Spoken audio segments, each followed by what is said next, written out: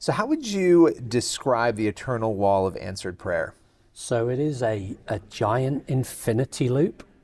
It's made of 1,000,000 bricks. It's about the size of a football pitch, and it sort of arcs up 167 feet into the skyline. And the concept is that every single brick in this structure will represent a story of answered prayer. And people will be able to come and they'll be able to point their phone at any one of the bricks, even the ones that are miles away. And the phone will light up and it will tell them the story of hope that lies within. So this is a giant monument. Yeah. It's a physical monument that also has this interactive element. Yeah. That's incredible. Why answered prayer? That was the vision that God gave me. 2004, I know this sounds odd, I was walking across my county with a cross just to get people to think about Jesus. And I just sort of said, hey, God, what do you want me to do next? And that was the idea that sort of came in my head. And I've had 10 years praying about it. And then the last 9 years been working hard to get this dream a reality. So you were walking across the county, I have to go back to this, Okay. with a giant cross, I'm assuming. Yeah. And I'm Standard stuff. I mean, yeah, standard stuff. If you see somebody doing that, you're paying attention. Yeah. So I imagine a lot of people, but you probably thought, I'm going to do this, I feel called to do this, grab attention, but this incredible idea comes out of this to create this I think monument. I would describe that back then as being like a piece of performance art. I wanted people to think about Jesus. And what happened was all these conversations were happening all over the place from people driving past. And my dad, who's not a Christian, was briefing a government minister. And he said in the middle of the briefing, this woman said, I saw the weirdest thing today. I saw a bloke carrying a cross dressed in a suit. And my dad then goes, well, that was my son. And he believes in the gospel. And this is the gospel. So he shares the gospel with the whole room. Even though he's not a Christian.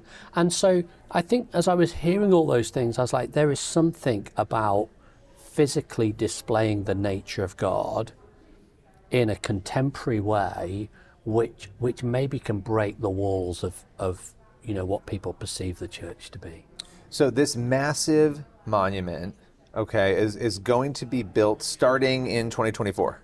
Correct. We've already started the building process. We've got the planning permission, the zoning permission. We've built the road, and we're just going through the final pieces of the contracts now to get it all signed up.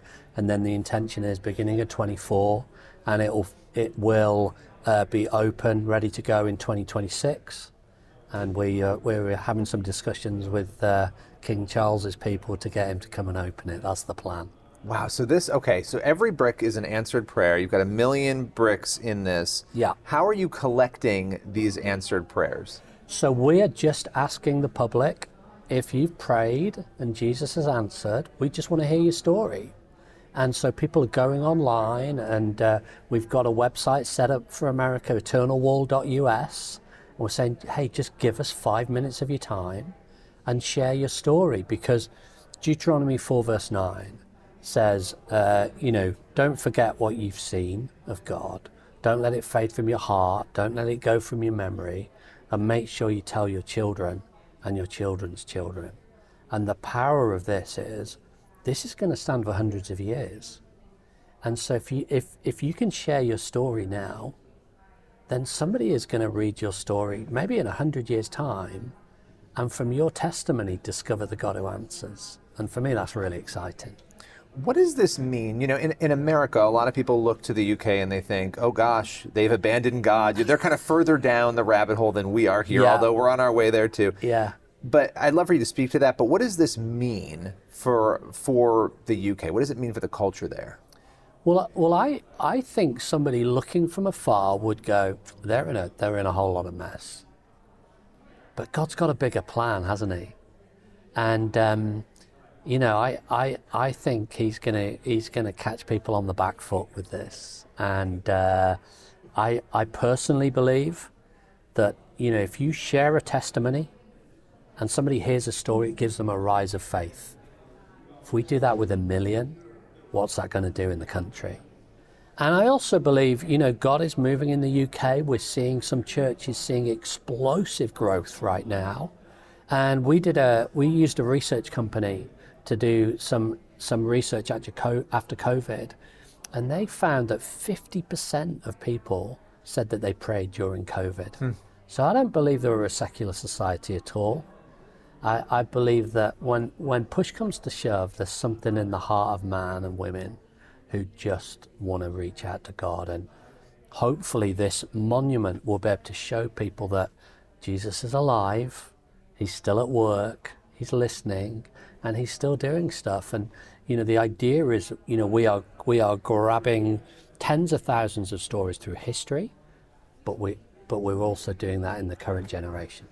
The more you pull truth away in a culture or try to conceal it, I think the more people crave it. And you see that manifest in different ways. Some of them are unfortunate ways. People get involved in different things trying to find the truth. Yeah. But there's still that innate quest to find it. And when we get the message out there, you then connect. And this is a project that will impact a lot of other people. But I have to ask you, because you had that experience in 2004. Yeah. That's almost 20 years from the time that the ground is going to be broken. It will be 20 years. Correct. What have you learned? What has God shown you through this process? He's shown me that he can do anything. He's shown me that if you dream, if you've captured his dream, and you pray in line with that, he can do anything.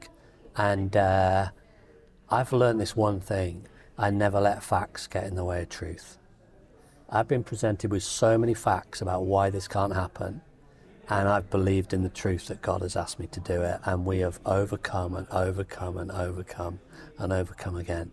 Most people would give me going, "Oh, that's a nice idea, Rich, well done," But here we are, we're building it. What was the biggest challenge to the process? The fundraising? I mean, which piece would you say? No, without a shadow of a doubt, the biggest challenge is getting people to share their story. We have this funded. We have planning permission.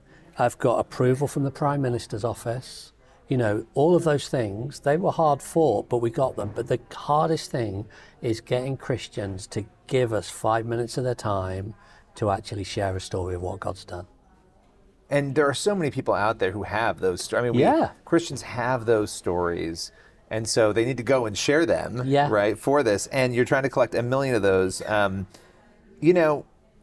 When you look at this, you said in 100 years people are going to be, potentially going to this and looking at prayers that were answered long before, and these stories are going to persist. What do you hope the lasting legacy is of this?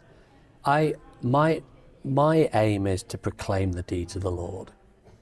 And if you look at Christ the Redeemer in Rio, everybody knows about that landmark, right? But if you Google it, you just find out about some French bloke who built it. What's all that about? And so my hope is that this will become a global icon, and people all over the world will Google and go, or whatever we do in 50, 100 years time. But when they do that, they find this absolutely powerful database of 1 million answered prayers, and that God speaks to them through one of those stories, that he can do it for that person and then he can do it for them. God asked Noah to build a boat, right? Is this your boat? I think it is. I think it is. There's definitely been, a lot of times when people think I'm crazy. I believe this. I believe that we're building a nuclear bomb for the kingdom of God. And so it's really complex. A lot of people can't get their head around it. But man, there is a power in testimony. Revelation talks, doesn't it? They overcame by the blood of the Lamb and the word of the testimony. Well, the enemy's stuffed on the blood of the Lamb. That's a done deal. But we're gonna nail it on the whole testimony thing here, and get the stories out to the globe of what Jesus is doing. Well, I so appreciate your time, and thanks for joining us today. Thank you.